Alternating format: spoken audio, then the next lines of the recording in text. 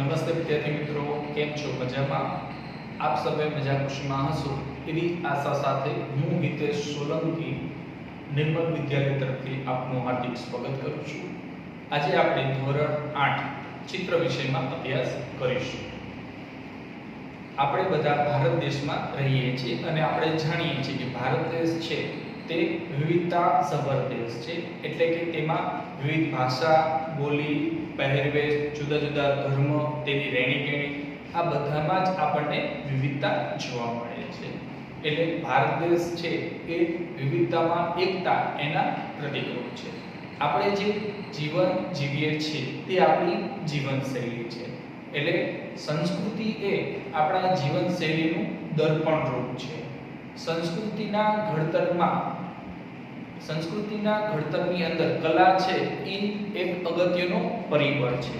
એટલે કે સંસ્કૃતિ અને કલા આ જો બંનેનો જો સમન્વય થાય તો આપણું જીવન છે એટલે કે માનવ જીવન છે એ આનંદરૂપ અને સુવાસમય બને છે. આગળ આપણે વાત કરીએ તો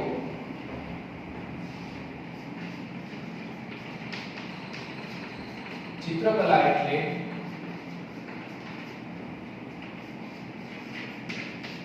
ચિત્રને રંજન આપે તે. એટલે ચિત્રકલા એટલે શું? તો કે ચિત્રને રંજન આપે તે ચિત્રકલા. ચિત્ત એટલે કે મનને આનંદ આપે, ખુશી આપે તે જ ચિત્રકલા. આગળ આપણે વાત કરીએ તો કલા શબ્દ. તો કલા શબ્દ છે તેની આપણે સમજૂતી મેળવીએ તો કલા એ સંસ્કૃત શબ્દ કલ ઉપરથી ઉતરી આવેલો છે.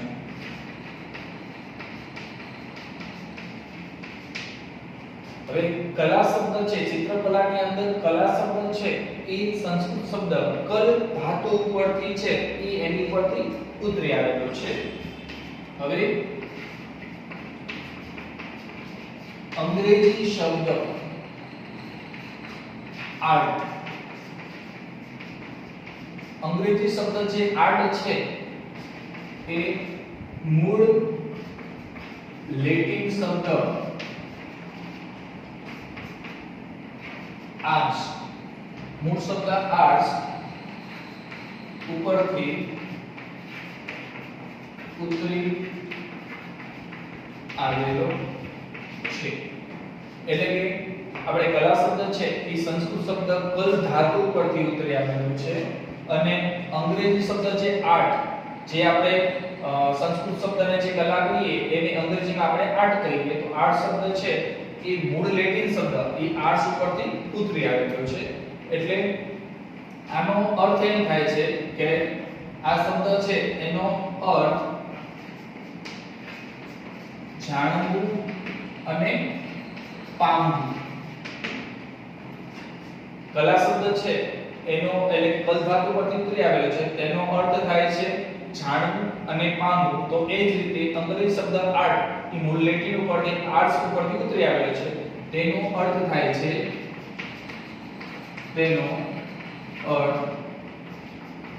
મેળવવું, કેળવવું અને પામવું વગેરે. એટલે આ જે મૂળ શબ્દ આર્ટ્સ છે તેનો અર્થ શું થાય છે? લેટિન ઉપરથી ઉતરી આવેલો છે તેનો અર્થ થાય છે મેળવવું છે, કેળવવું, પામવું વગેરે તેના જેવો અર્થ થાય છે. આગળ આપણે જોઈએ તો ચિત્ર છે, શિલ્પ છે, સાહિત્ય છે, સ્થાપત્ય છે, આ વગેરે છે એ લલિત કલાના ભાગ છે. તો એમાં જે ચિત્ર છે અને શિલ્પ છે એ રૂપપ્રદ કલા છે. તો આગળ આપણે જોઈએ ચિત્ર અને શિલ્પ એ રૂપપ્રદ કલા છે. હવે આપણને એમ થશે કે રૂપપ્રદ કલા એટલે શું? તો આપણે જોઈએ રૂપપ્રદ કલા એટલે જે દ્રષ્ટિથી પામી શકાય તે. હવે ચિત્ર અને શિલ્પ એ કેવી કલા છે? રૂપપ્રદ કલા છે. એટલે રૂપપ્રદ કલા એટલે કે જે દ્રષ્ટિથી પામી શકાય છે, આપણે આંખ વડે તેને પામી શકાય, તેને મેળવી શકાય, તેને જોઈ શકાય એવી કલા છે. તે કઈ છે? રૂપપ્રદ કલા એટલે કે ચિત્રકલા. આગળ આપણે જોઈએ કલાનો ધ્યેય. હવે આ જે ચિત્રકલા છે તેમાં કલા છે તો તેનો મુખ્ય ઉદ્દેશ્ય શું છે, તેનો ધ્યેય શું છે, તો આપણે એને જોઈએ. તો કલાનો ધ્યેય તો પ્રકૃતિના જળ અને ચેતન તત્વોનું અનુકરણ કરી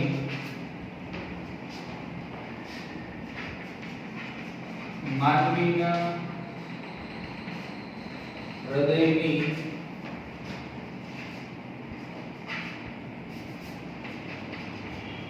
ઉર્મિઓને જાગૃત અને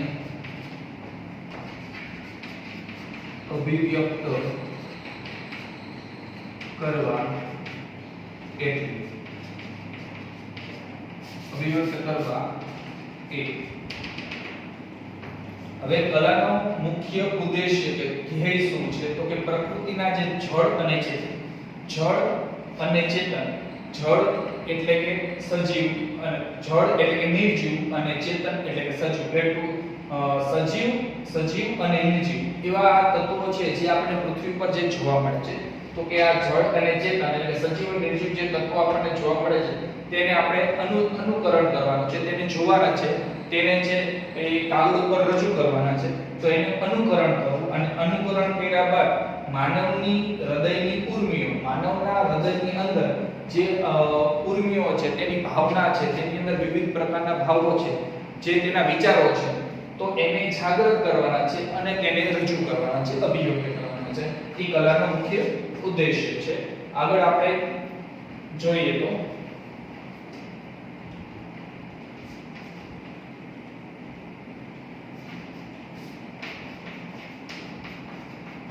ચિત્રકલાના મૂળભૂત અંગોમાં બિંદુ છે, રેખા છે, આકાર, જથ્થો, અવકાશ, રંગ વગેરે. એટલે ચિત્રકલાના મૂળભૂત જે અંગો છે એની અંદર બિંદુ છે, રેખા છે, આકાર છે, જથ્થો છે, અવકાશ છે, રંગ છે, આ વગેરે બાબતોનો છે એ આની અંદર સમાવેશ થાય છે. એટલે ચિત્રકલાના જે મૂળભૂત અંગો છે એમાં આપણે જે બિંદુ કોઈ પણ બાબત છે આપણા મનની અંદર જે વિચારો છે એને અભિવ્યક્ત કરવા હોય તો કોઈ પણ વ્યક્તિની અભિવ્યક્તિનું મૂળભૂત જે અંગ છે તેને આપણે રેખા તરીકે ઓળખી શકીએ. કોઈ કલાકાર છે તો એ પોતાના મનની ઉર્મિઓને રેખા દ્વારા અભિવ્યક્ત કરી શકશે.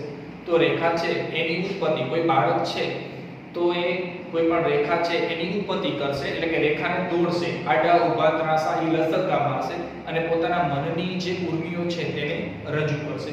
આ રેખા છે એ વિવિધ રેખાઓ જોડાવાથી એ આકાર બનશે અને આવા વિવિધ આકારો છે તે જોડાવાથી એક ચિત્ર છે એની રજૂઆત થશે, ચિત્ર છે એ ઉદ્ભવશે. તો આપણે એમ કહી શકીએ કે વિવિધ નાના નાના બિંદુઓ છે એના જોડાણથી આ રેખા બને છે અને વિવિધ રેખાઓ છે એ રેખાઓના જોડાણથી આકાર બને છે અને આકાર છે એના જોડાણથી એક ચિત્ર છે તેની રચના થાય છે. અને આકારથી જે આકાર દ્વારા જે ચિત્રની રચના થઈ હોય તો એ ચિત્રની રચનાની અંદર કલર મળવાથી તેમાં વિવિધ ભાવો છે એને આપણે ઉદ્ભવ કરી શકીએ છીએ. તો આના પછી આપણે પાઠ પહેલો તેને આપણે જોઈએ.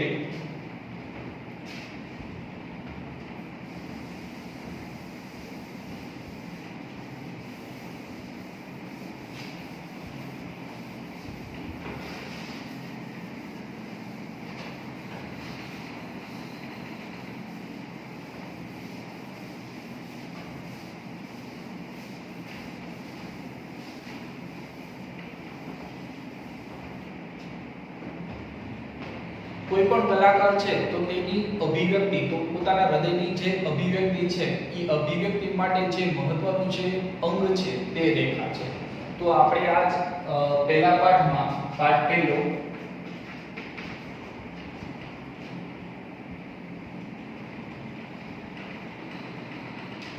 રેખાના પ્રકાર અને તેનું મહત્વ, રેખાના પ્રકાર અને તેનું મહત્વ તેના વિશે આપણે સમજીએ.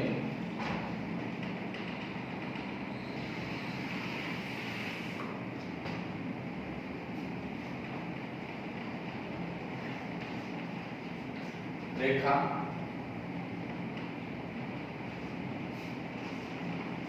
યા ભાવનું સૂચન કરે અને અહીંયા ઉદાહરણ. તો પેલા રેખામાં છે પેલું છે ઊભી રેખા. ઊભી રેખા તેને આપણે આ રીતે દર્શાવી શકીએ. આ બધી ઊભી રેખા છે. હવે તે કયા ભાવનું સૂચન કરે છે? તો તે સ્થિરતા,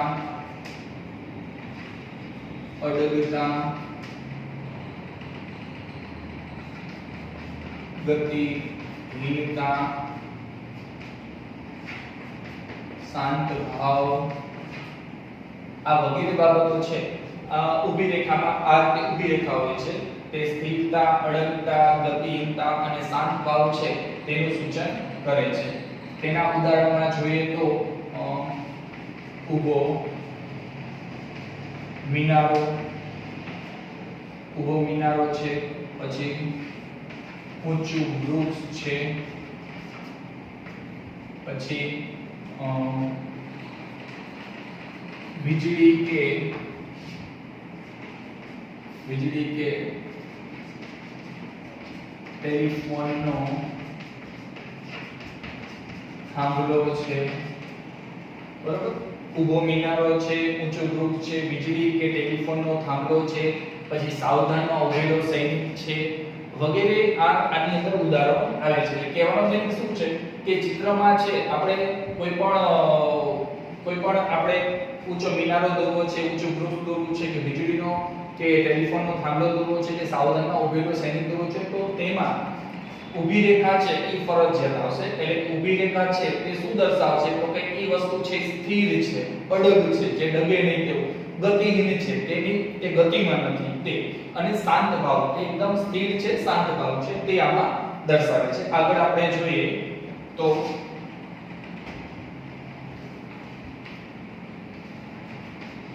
આડી રેખા. હવે આડી રેખા છે તે આ રીતે હશે અને તે શું દર્શાવે છે? તો કે તે આરામ સૂચવે છે અને નિષ્ક્રિયતા સૂચવે છે. બરાબર, આડી રેખા છે તે શું દર્શાવે છે? તો કે આરામની સ્થિતિ દર્શાવે છે અને તે કોઈ ક્રિયા ન કરતી હોય, એકદમ સ્થિર, એકદમ નિષ્ક્રિય હોય તો તે દર્શાવે છે. તો તેમાં સૂતેલું પ્રાણી કે મનુષ્ય, પડી ગયેલું વૃક્ષ વગેરે. હવે આની અંદર આડી રેખામાં તે આરામ અને નિષ્ક્રિયતા સૂચવે છે. ચિત્રની અંદર આપણે આડી રેખા બનાવી હોય તો આડી રેખા છે આરામ અને નિષ્ક્રિયતા દર્શાવે છે. તેમાં આડી રેખામાં આપણે શું દર્શાવી શકતા હોય? તો કે સૂતેલું પ્રાણી છે કે માણસ છે તે આડી રેખા આપણે દર્શાવાય છે. પછી પડી ગયેલું કોઈ વૃક્ષ છે, પડી ગયેલો વીજળીનો થાંભલો છે, કે કોઈ પણ વસ્તુ છે તે આવી આડી વસ્તુ દર્શાવવા માટે તેનો ઉપયોગ એટલે કે આડી રેખાનો ઉપયોગ થાય છે. આગળ આપણે જોઈએ તો ત્રાસી રેખા.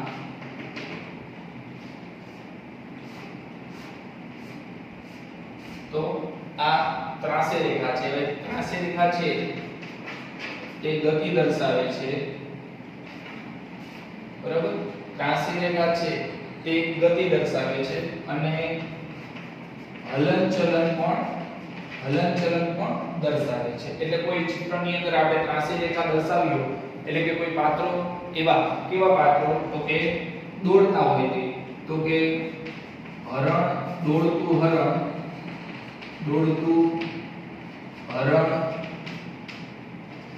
દોડતું બાળક વગેરે. એટલે કે ચિત્રની અંદર આપણે કોઈ પણ હલનચલન જે કરતું હોય, ગતિમાં હોય, દોડતું હોય તે આપણે દર્શાવવું હોય તો તેના માટે ત્રાસી રેખા છે તેનો ઉપયોગ થાય છે. આગળ આપણે જોઈએ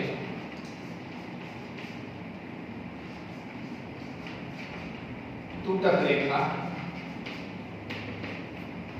તૂટક રેખા છે તે પણ ગતિ દર્શાવે છે, ભય, કંપારી,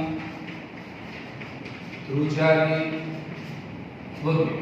એટલે તૂટક રેખા છે એ ભય દર્શાવે છે, ગતિ દર્શાવે છે, કંપારી બતાવે છે, ધ્રુજારી દર્શાવે છે. તો તેમાં આપણે પારદર્શક પાત્રમાં પાણી દર્શાવવા માટે, પછી વરસાદ દર્શાવવા માટે, પછી હોર્નનો અવાજ દર્શાવવા વગેરે. એટલે આપણે ચિત્રની અંદર કોઈ પણ પાણી, કોઈ પણ વાસણ છે જે પારદર્શક હોય તો તેની અંદર પાણી દર્શાવવું હોય ચિત્રની અંદર, તો એના માટે આપણે છે તૂટક રેખા વડે આપણે દર્શાવી છે. તો આપણે આ રીતે એને દર્શાવી શકશું.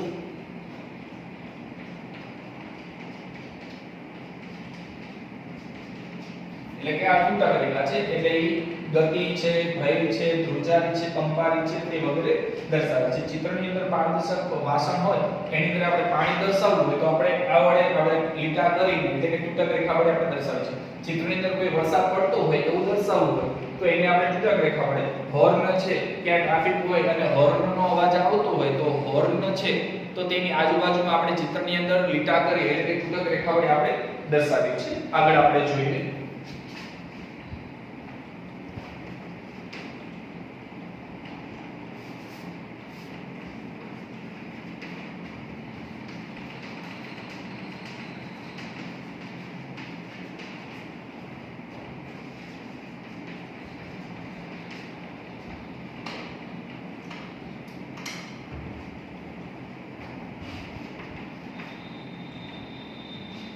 એના પછી જે તૂટક રેખા, એના પછી ગુણંત રેખા. હવે ગુણંત રેખા છે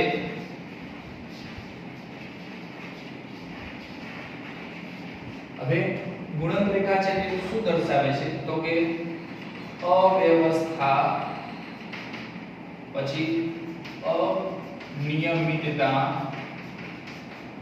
વગેરે દર્શાવે છે.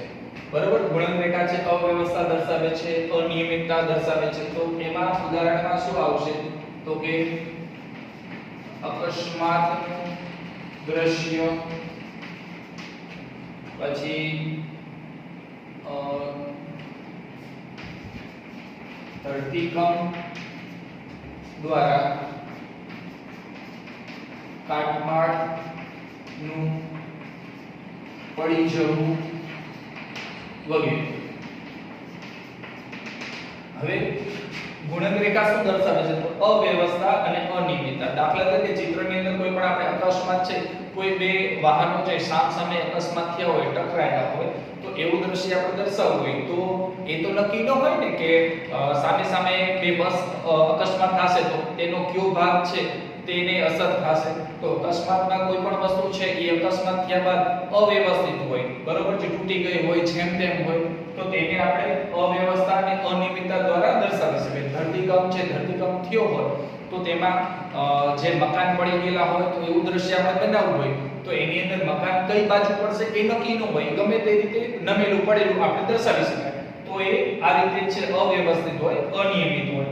એટલે વગેરે બાબતો છે એ આમાં આવશે. આગળ આપણે જોઈએ તો ભમરયુક્ત રેખા. હવે ભમરયુક્ત રેખા છે એ લય, તાલ, માધુર્ય, કોમળતા વગેરે. એટલે ભમરયુક્ત રેખા છે એ શું દર્શાવે છે? તો એકદમ લય છે, તાલ છે, માધુર્ય, કોમળતા આ વગેરે બાબતો છે એ ભમરયુક્ત રેખા દર્શાવે છે. તો એના ઉદાહરણમાં આપણે જોઈએ તો કે નદી અને સમુદ્રના મોજા, ચાલતો સાપ.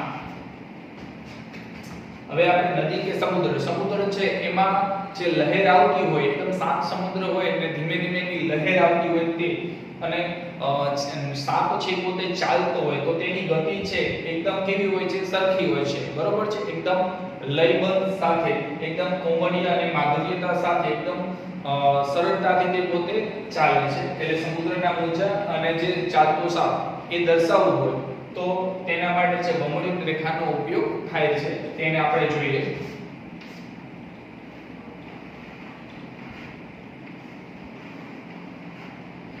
આ છે એ ભમરયુક્ત રેખા છે. આગળ જોઈએ જાડી રેખા અને સાથે પાતળી રેખા. આને આપણે બંનેને સાથે લઈશું. તો ભાવોનું શું મહત્વ છે? જાડી રેખા છે, જાડી રેખા એ બળ દર્શાવે છે અને પાતળી રેખા છે એ મર્યાદા દર્શાવે છે. બરોબર? જાડી રેખા છે તે બળ દર્શાવે છે અને પાતળી રેખા છે શું દર્શાવે છે? તો કે તે મર્યાદા દર્શાવે છે. અને જો બંને સાથે મળે તો બંને સાથે મળી એ જાડાઈ, ઊંડાઈ વગેરે બંને સાથે. બરોબર? અહીંયા છે જાડી રેખા ખાલી હોય તો એ બળ દર્શાવે છે, પાતળી રેખા છે એ મર્યાદા દર્શાવે છે. પણ જો બંને જાડી અને પાતળી રેખા સાથે હોય તો એ જાડાઈ દર્શાવે છે, ઊંડાઈ દર્શાવે છે. બરોબર? વિવિધતા દર્શાવે છે. આવું આપણે કહી શકીએ છીએ. આગળ આપણે હવે જોઈએ તો એકવાર આને ફરીવાર આપણે રિવિઝન કરી લઈએ, જોઈ લઈએ. તો રેખા છે જુદી જુદી પ્રકારની આપણે 7 થી 8 રેખાને જોયું અને તે કયા ભાવનું સૂચન કરે છે અને તેના ઉદાહરણો.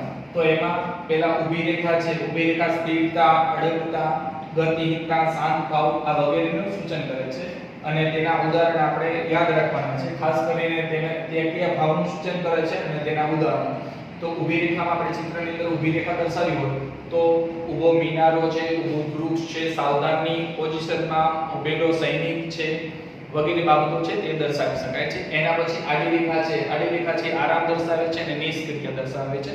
તેમાં સૂતેલું માણસ છે, સૂતેલું પ્રાણી છે, પડી ગયેલું વૃક્ષ છે કે પડી ગયેલો થાંભલો છે આ વગેરે દર્શાવવા માટે આપણે શું તો કે આડી રેખાનો ઉપયોગ થાય છે. એના પછી છે ત્રાંસી રેખા છે.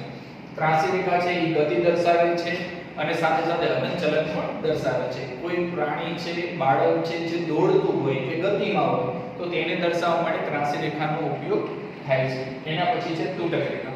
તૂટક રેખા છે તેના નામ ઉપરથી જ આપણને ખબર પડી જશે કે એના ભાગ બરોબર કટકા ધીમે ધીમે હોય, કટકા આપીને તૂટક રેખા છે. તો તૂટક રેખા છે એ ગતિ દર્શાવે છે, ભય છે, ધ્રુજારી છે, કંપારી છે તે વગેરે દર્શાવે છે. અને પારદર્શક કોઈ વાસણ હોય એમાં પાણી આપણે દર્શાવવું હોય ચિત્રમાં તો એ તૂટક રેખા વડે, વરસાદ પડતો હોય તો દર્શાવવું હોય તો તે તૂટક રેખા વડે. પછી કોઈ હોર્ન હોય, આપણે ગાડી છે કે મોટરસાઇકલ છે તેનો હોર્ન વગાડે તો તેનો અવાજ છે આવતો હોય, દાખલા તરીકે ફાટક છે તો ફાટકની પાસે ટ્રેન હજી આવે છે, ફાટકની ટ્રેન આવ્યા પછી એ જાય છે, પછી ફાટકની બંને બાજુ જે હોર્ન વગાડતા હોય, જે ટ્રાફિક થયું હોર્ન વગાડતા હોય, તો એવું ચિત્ર દર્શાવવું હોય, ટ્રાફિકનું હોર્ન દર્શાવતું ચિત્ર, તો એની અંદર આપણે હોર્નનો અવાજ કેમ દર્શાવી શકીએ? તો એ હોર્નની આજુબાજુમાં આપણે આ રીતે જે અહીંયાથી આ હોર્નનો ભાગ છે, અહીંયાથી આ હોર્નનો ભાગ છે, બરોબર છે, પછી અહીંયાથી આપણે આ જે દર્શાવી છે, તો આ હોર્ન છે એ વાગે છે એવું આપણે દર્શાવી શકીએ, એટલે કે આ તૂટક રેખા. એના પછી છે ગુણક રેખા. ગુણક રેખા અવ્યવસ્થા અને અનિયમિતતા દર્શાવે છે. કોઈ પણ અકસ્માત થયો હોય કે ધરતીકંપ થયો હોય તો એવું દ્રશ્ય દર્શાવવું હોય તો એમાં બધી વસ્તુ છે કેવી છે? અવ્યવસ્થિત છે, અનિયમિત છે. એનું કોઈ સ્થાને જે નક્કી નથી કે આ વસ્તુ અહીંયા છે, વ્યવસ્થિત ગોઠવેલી ન હોય, એટલે અનિયમિતતા અને અનિયમિતતા અને અવ્યવસ્થા. એટલે અકસ્માતનું દ્રશ્ય છે, ધરતીકંપ છે, બીજું ઘણું બધું હોઈ શકે, વાવાઝોડું છે. તે આગળ વમળતી રેખા છે. વમળતી રેખા છે એ મધુરતા દર્શાવે છે, કોમળતા, તાલ, લય આ વગેરે દર્શાવે છે. સમુદ્રની જે લહેરો છે, નદી કે સમુદ્રની લહેરો છે, અને ચાલતો સાપ આ વગેરે દર્શાવવા માટે વમળતી રેખાનો ઉપયોગ થાય છે. જાડી રેખા છે એ બળ દર્શાવે છે, પાતળી રેખા છે મર્યાદા દર્શાવે છે, અને જે બંને સાથે મળે તો એ જાડાઈ છે, ઊંડાઈ છે અને વિવિધતા છે, આમાં આગળ વિવિધતાને દર્શાવે છે. આજનો લેક્ચર આપણે અહીંયા પૂરો કરીએ છીએ. હવે પછીનો ટોપિક છે જેનું રંગ વિશે, રંગની બાબતો છે એને આપણે વ્યવસ્થિત સમજીશું. તો ધન્યવાદ, આભાર.